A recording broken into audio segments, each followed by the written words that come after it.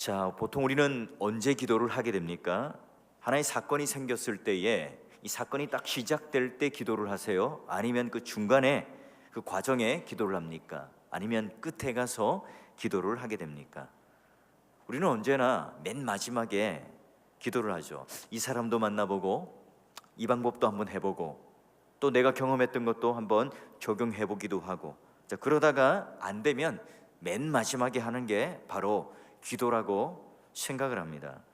자, 우리가 어떤 사건에 부딪혔을 때 맨 처음부터, 아니 그 사건이 있기 전부터 우리가 하나님 앞에 기도를 하지 못하는 이유가 뭘까요? 기도란 무엇인가 그 정확한 의미를 깨닫지 못하기 때문이죠. 자, 우리는 보통 기도를 어떻게 배웠습니까? 자, 우리의 경험과 체험을 통해서 배워요. 아니면 남이 그렇게 경험하고 체험한 이 내용을 가지고 기도의 방법, 기도의 원리를 배워왔어요. 자, 기도를 했더니 이렇게 되었더라. 기도를 하면 응답을 이렇게 받는다. 좀 더 나가면 내가 새벽 기도를 30일 동안 해보니까, 금식 기도를 해보니까, 내가 철야 기도에 나와보니까, 내가 어떤 그 기도원에 가보니까 기도가 아주 잘 응답되더라. 자, 여러분, 이런 기도가 각자의 무용담으로 우리들에게 전해지고 또한 그걸 은혜로 여기며 우리는 배워왔죠. 근데 여러분, 이런 주관적인 체험은 결국 이 기도에 대한 나쁜 결과로 갈 수밖에 없어요. 자, 그래서 기도는 마음을 비우고 하는 거고, 하나님 앞에 낱낱이 구하는 거고, 하나님께 매달려서 강청하는 거다. 자, 이런 방법론에만 매달리게 되다 보니까 신앙과는 무관한 기술만 발달하게 되는 그런 기도를 해요. 그래서 마치 이 기도가 물에 탄 커피처럼 이게 보리차인지 커피인지 이게 맛이 헷갈릴 때가 있습니다. 여러분, 기도에 관심 있는 분들은 집에 한두 권쯤 있을 법한 책인데요. 여러분, E.M. 바운주 또는 오 할레비스라는 책 아세요? 여러분, 이 그림이 안 나오는 모양인데요. 이런 책들이 여러분 한 권씩 집안에 있을 거예요. 이 기도에 대한 아주 중요한 그런 지침서이며 또한 훌륭한 도전을 주기도 하는데요. 하지만 한편으로 이 기도를 우리는 어떻게 할 것인가, 이 방법론적 차원에서 다루기 때문에 한계가 있어요. 자, 우리는 이 기도의 내용 또는 기도의 방법에 있어서도 주님, 내가 이렇게 11조 열심히 하잖아요. 주님, 내가 이렇게 주님께 나와서 금요 기도에 자리를 메우고 새벽 기도에 자리를 메워서 열심히 기도하잖아요. 하나님, 왜 넘치도록 복을 안 주시는 겁니까? 여러분, 우리가 죽었다 깨어나도 기도해서 응답을 빨리 받았더라, 그런 여러분 비결은 없어요. 응답은 우리 쪽에서 얼마나 열심히 하는가가 문제가 아니라 하나님께서 그때에 맞게끔 허락하시는가, 그 정답은 내가 매기는 게 아니라 하나님께서 그 정답을 매기는 거죠. 언제나 예수님께서도 그런 일들을 요청받고서도 아직 때가 이르지 않았다 말씀하세요. 우리가 급하다고 해서 응답이 빨리 되는 것이 아니에요. 자, 믿음의 동력자 여러분, 우리가 아무리 또한 급한 기도 제목이 있더라도 5분만 하면 채 넘기지 못하죠. 자, 그런데 여러분, 예수님을 한번 보세요. 복음서를 보게 되면 얼마나 많은 사역이 있습니까? 새벽부터 일어나서 기도하시죠. 그리고 낮에는 귀신을 쫓아내고 말씀을 증거하고 또 이적을 베풀고 바리새인과 서기관과 논쟁도 하기도 하고 제자들을 가르치기도 하고 복음을 전합니다. 그게 끝입니까? 밤이면 또 이슬을 맞도록 기도를 하세요. 또 그리고 새벽에 일어나서 기도를 하세요. 여러분, 낮에도 살인적인 사역을 하시고 밤에도 잠을 주무시지 않고 기도를 하시는 예수님, 도대체 언제 잠을 주무시는 거죠? 이 복음서에 보면 배를 타고 가다가 잠시 잤다, 그 기록 외에는 없어요. 말씀하시고 병 고치고 귀신을 쫓고 기도하셨어요. 여러분, 우리는 어떻게 해야 되죠?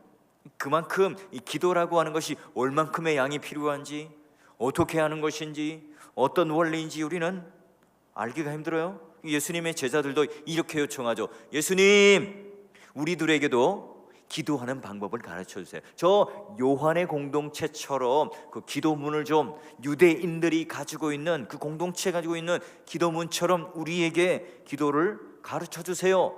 그래서 가르쳐 준 게 뭡니까? 주기도문.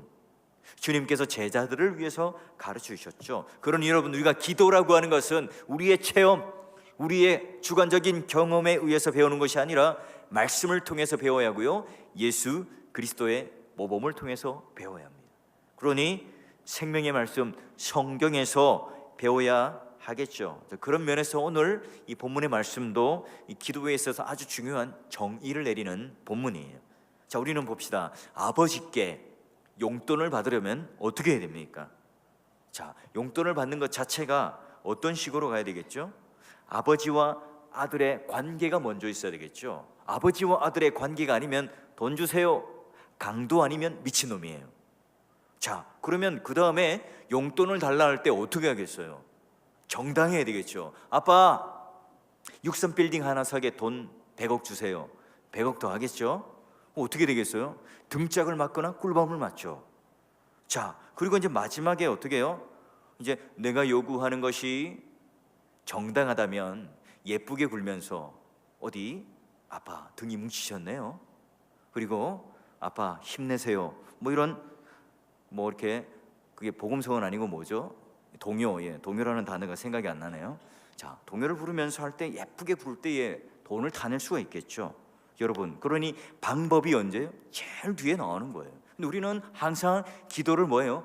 관계, 정당한 것, 정당한 요구, 이건 저 뒤로 밀어버리고 방법론만 몰두했어 왔던 게 바로 이 조국교회 현실이었어요. 자, 그러면 오늘 2장 18절을 찬찬히 보면 이는 그로 말미암아, 여기 그로 말미암아는 것은 예수 그리스도죠. 예수 그리스도의 사역이 1장 1절부터 지금 여기까지 이어지는 거예요. 우리들이 한 성령 안에서 아버지께 나아감을 얻게 하려 하심이니라. 오늘은요, 예수 그리스도 안에서라고 하는 방점에다 찍고 말씀을 나눌 것이고요, 다음에는 성령 안에서라고 하는 그런 제목으로 강론할 거예요. 자, 보세요. 구원의 소극적인 면이 뭡니까?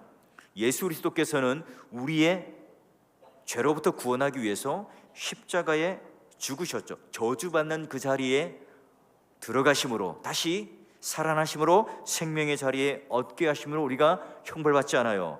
하나님의 영광된 자녀가 되었죠. 이게 딱 끝나는 구원의 마침표가 아니잖아요. 그 다음 뭐가 있죠? 이제 구원의 적극적인 그런 측면이 있어요. 뭡니까? 영광된 하나님의 자리, 그리고 자녀된 자리는 어떻게 우리가 그 축복의 자리에 들어갈까 하는 것이 적극적인 자리입니다. 그러니 여러분, 우리가 출애굽에서 벗어난 노예가 아니다, 이걸로 끝나는 게 아니라 더 중요한 게 뭐예요? 하나님 자녀가 되었다. 그러면 하나님의 자녀는 무슨 특권과 무슨 권리와 무슨 복을 누리는가? 이게 오늘 우리가 구원받는 아주 적극적인 중요한 측면이에요. 자, 여러분, 한국 사람들은 겸양지덕, 이 체면을 너무 중요하게 여기죠. 그래서 우리가 하나님 앞에 자녀가 되었음에도 불구하고 그 권리와 그런 복들을 누리지 못하고, 자, 교회 안에서 어떤 이야기를 들으면 위축됩니까? 그래, 너 잘났어. 저 친구 왜 이렇게 설치고 다니는 거야? 당신 좀 교만한 것 같은데? 여러분, 이때 위축되고 어쩔 줄 몰라 하고, 내가 회개할 게 무엇인가 찾게 돼요.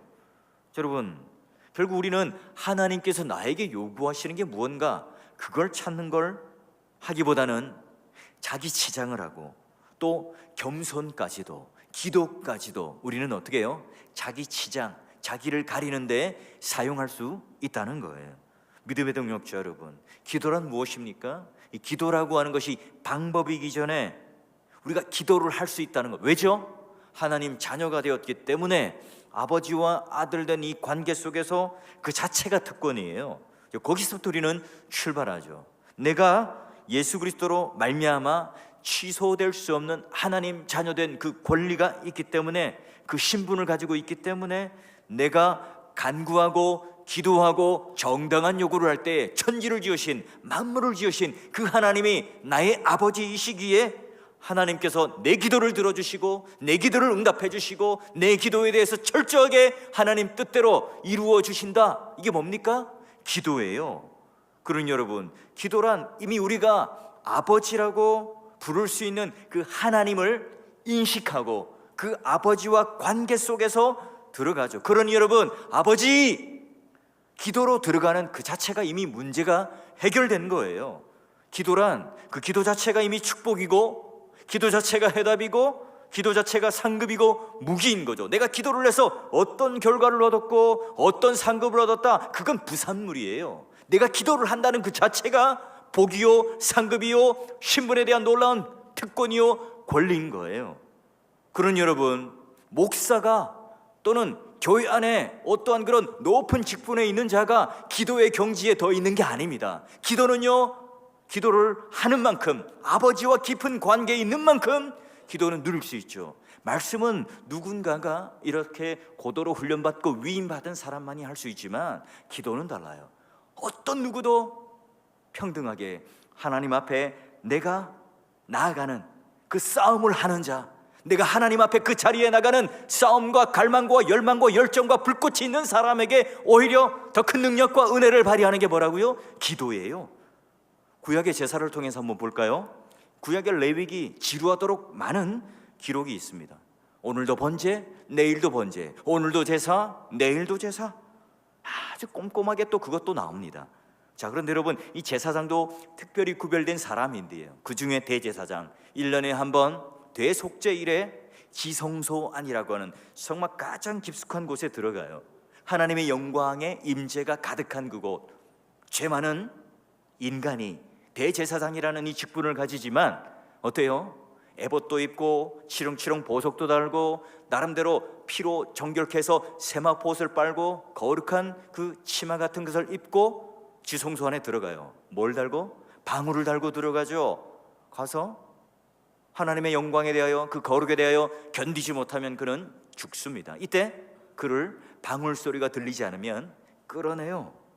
자, 그래요. 우리는 바로 이 기도라는 게 뭡니까? 지성소 안으로 들어가는 담력을 얻으며 아버지께 나아가는 게 기도다 하는 거예요. 무서운 아버지가 아니라 모든 것을 창조하신 그 하나님 아버지가 나를 꼭 끌어놔주는 지성소 안으로 깊이 나를 초청하여서 친밀하고 내밀한 언어로 나를 꼭 껴안아주는 게 기도예요. 의무가 아니라, 노동이 아니라.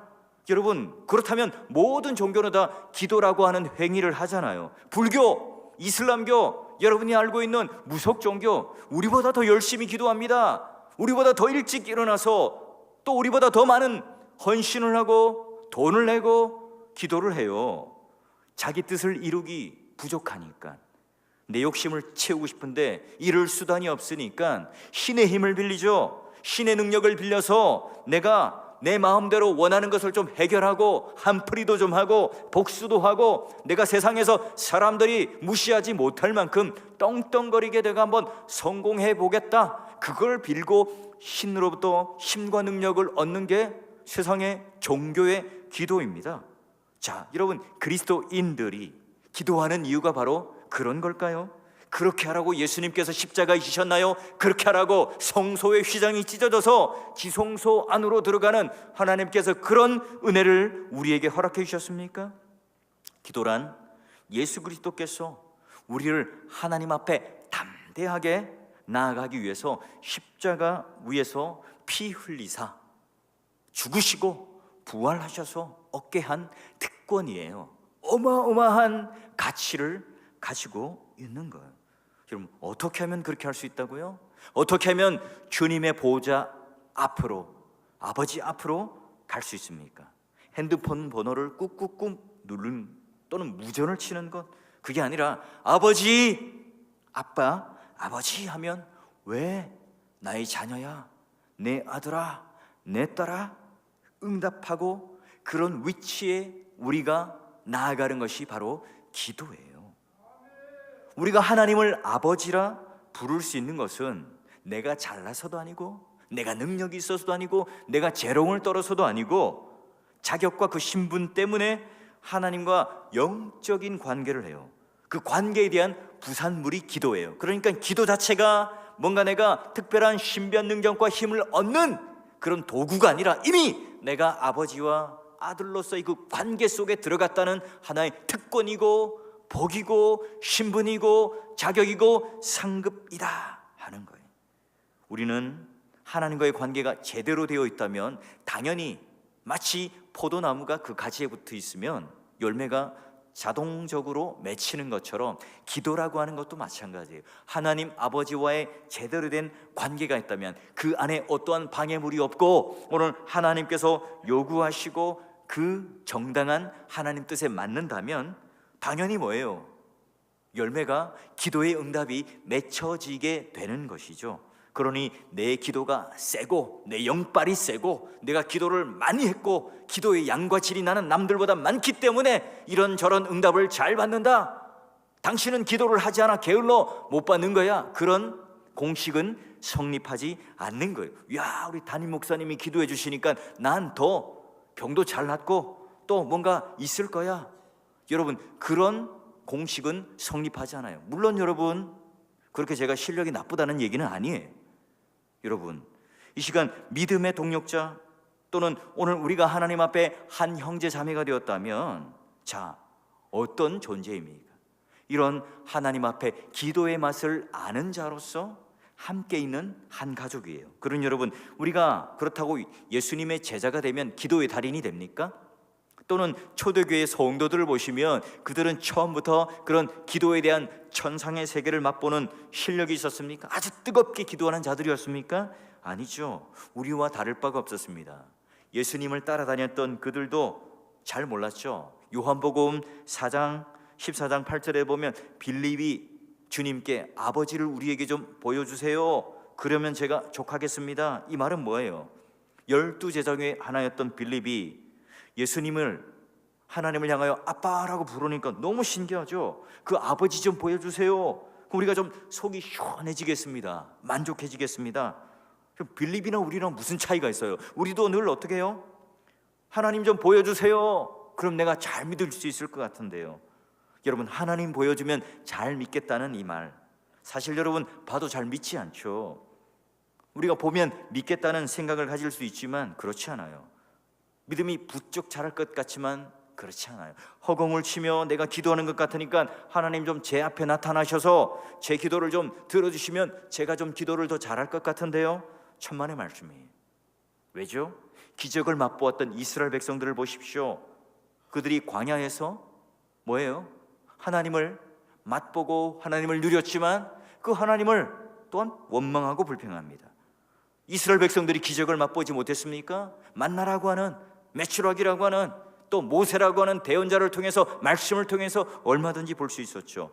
게다가요, 신약에 오면 하나님의 그 아들이신 하나님을 보여주는 예수님께서 이 땅에 오셨는데 그들을, 예수님을 보고도 하나님을 믿지 못했죠. 여러분, 안 믿기로 작정하면 아무리 코에 들이대도 믿지를 않습니다.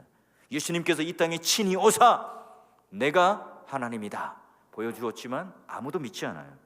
자, 그러기 여러분, 오늘 예수께서 어떻게 말합니까? 14장 9절에 보니까 빌립에게 내가 이렇게 오래 너희와 함께 있었는데 네가 나를 알지 못한다. 나를 본 자는 아버지를 봤는데 어찌하여 아버지를 보이라 하느냐?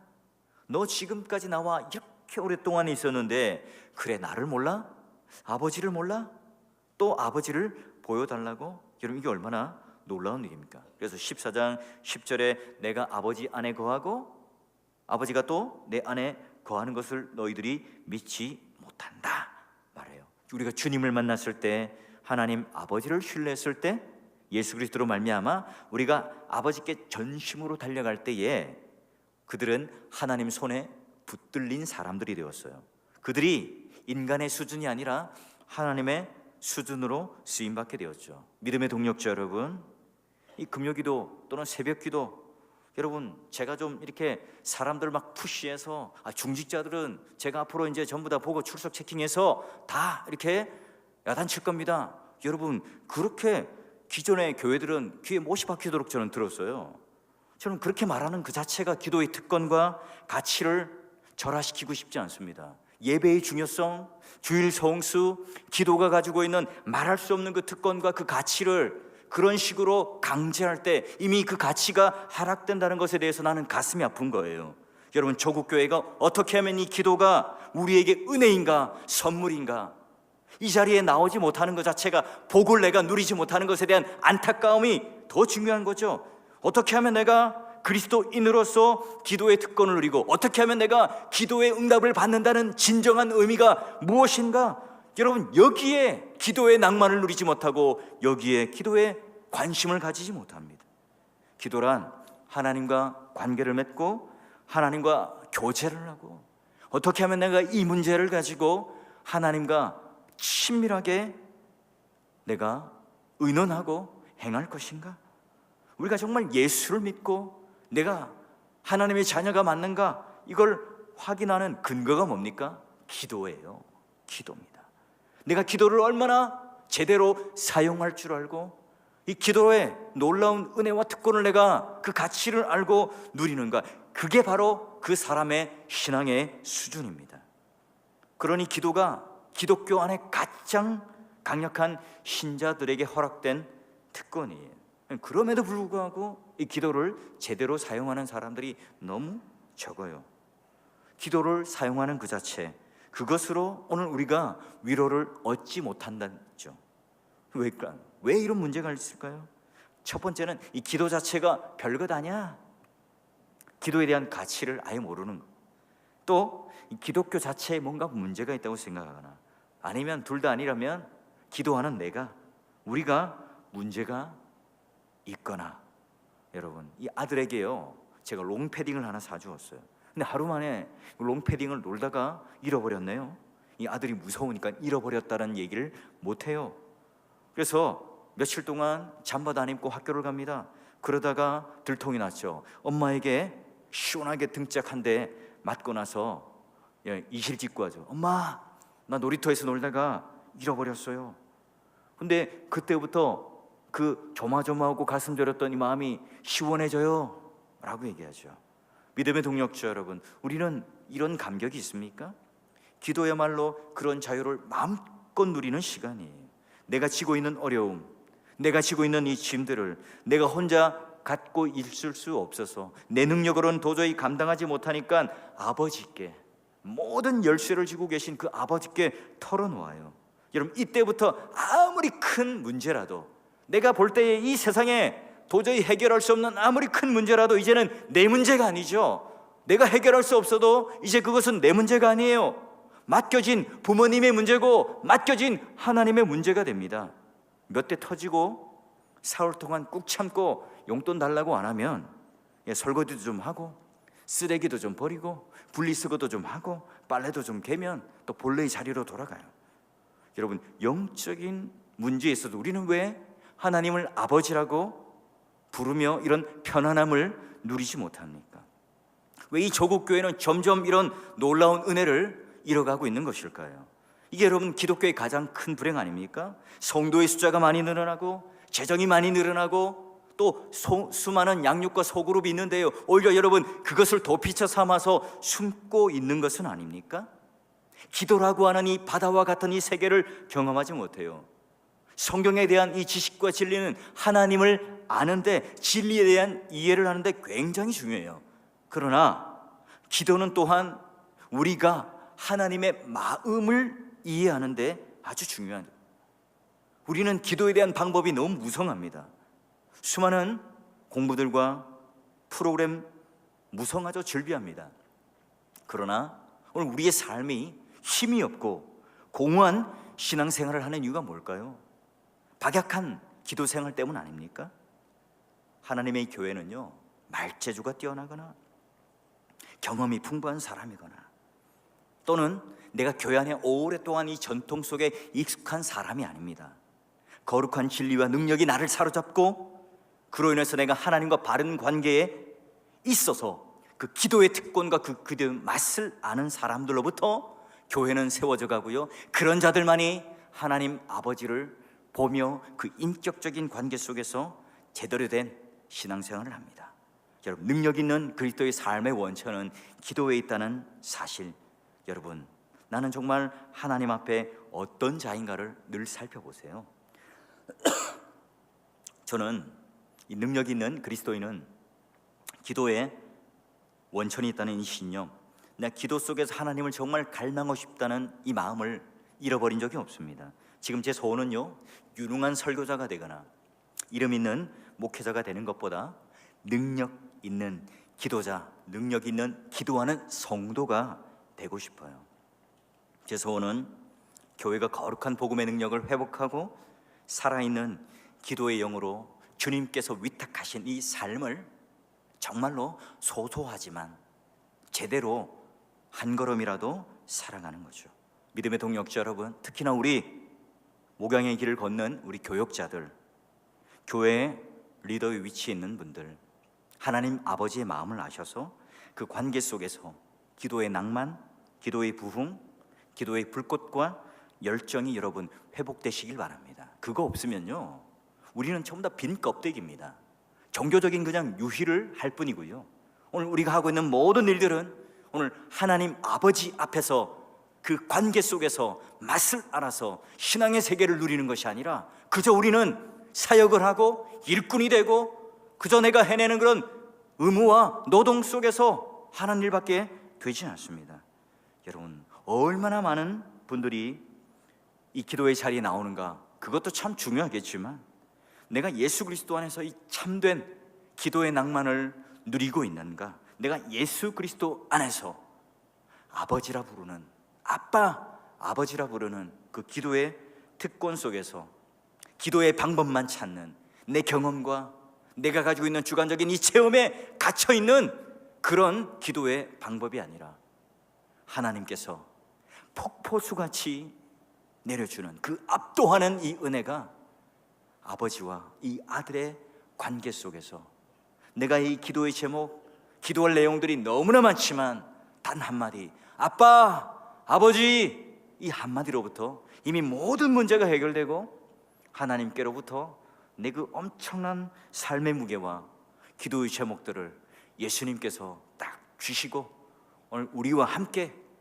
그런 모든 이 문제들을 다 해결해 주시는, 그로 말미암아 관계와 정당한 요구와 이 방법이 하나가 되어서 하나님 앞에 이 기도의 열매가 알날이 맺혀서 하나님 앞에 그런 기도의 낭만이 무엇인지를 아는, 기도의 참된 원리가 무엇인지를 아는 여러분 되셔서 이 사월교회가 수많은 사람들이 운집하는 영적인 비만이 가득한 교회가 아니라 철저하게 하나님 앞에 우리의 모든 영혼이 낱낱이 하나님 앞에 딱 붙들려서 아버지와 그 아들 된 관계 속에 기도에 대한 능력이 무엇인지, 기도에 대한 본질이 무엇인지, 기도에 대한 바른 간구가 무엇인지를 아는 것으로부터 출발된 그런 기도의 능력자가 되시고 기도의 맛을 아는 참된 성도가 되시기를 주의 이름으로 축원합니다.